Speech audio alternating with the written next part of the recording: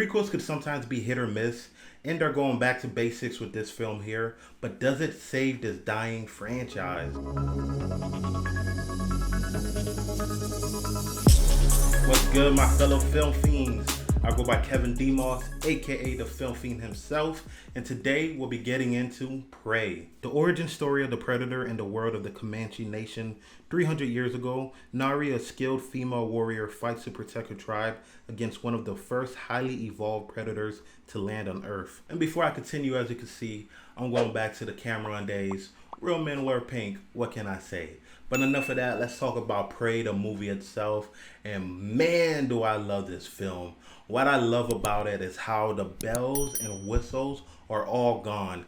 They stripped down this film to the bare bone and they went back to the essence of what the Predator is, in my opinion. To me, the best Predator films, including this one, are when they're set in the jungle and it's just about the Predator versus the prey going out for his best hunt. And this film did this the best possible way as far as this franchise goes, in my opinion. Predator 1987 with Arnold is great in its own regard, but I feel like this is what a Predator film should be. They start off, this is obviously an origin story set about 300 years in the past, and you see the Predator, he lands on Earth and he evolves like it's like the game of the greatest hunt. I forgot exactly what the title's called.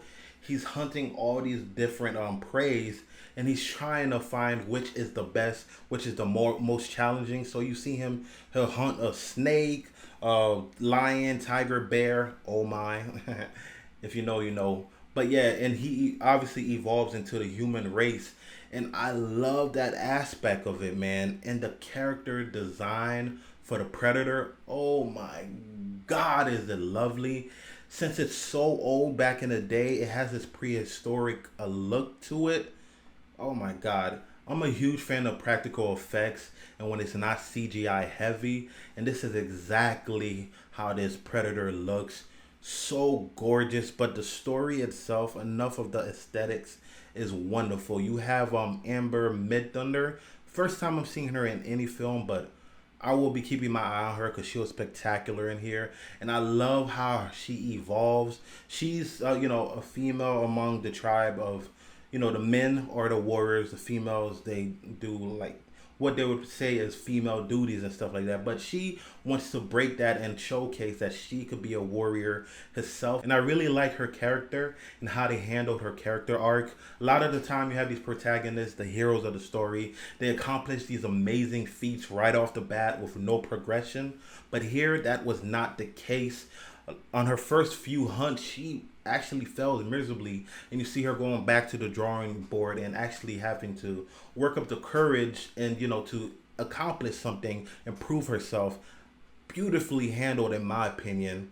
And going back to the Predator, I love how he was a beast. Obviously the Predator, you've seen him in other films, but he felt vulnerable here, and it added a nice little foil in the story, in my opinion, because it gave a chance, a realistic chance for the hero of the story to actually go up against the Predator. A lot of the other films, it's kind of head scratching how they're able to defeat these well-trained alien from other worlds and stuff. But here, I could kind of see it because it's out of its element, and it's not the pristine Predator that we're used to seeing. And I loved that aspect of the story, man. And cinematography wise, this film also looked wonderful, especially it being directly on streaming on Hulu.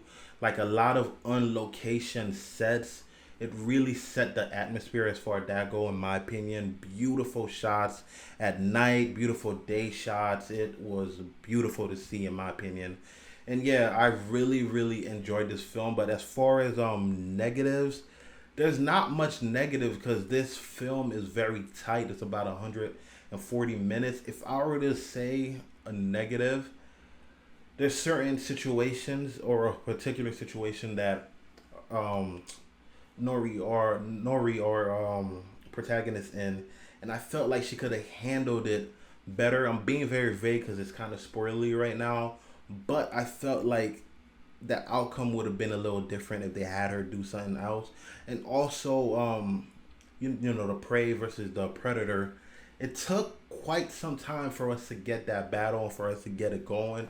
It's a lot of setting up, which works as well. But you know, I'm not gonna lie, I kind of wanted to see more of it and then for it to happen a lot sooner than we got it. But besides that, man, I thoroughly enjoyed this film. Also, there's a great brother and sister relationship here and it progresses so well. I'm a sucker for the family dynamic, and it makes this film feel a lot more grounded. It's more grounded in my opinion than any other Predator film, and it helps you feel for these characters, which is a bonus in my opinion. And with all that being said, I gotta give Prey a 4 out of 5. A small film in scale, but a huge film in impact. This is the quintessential Predator film.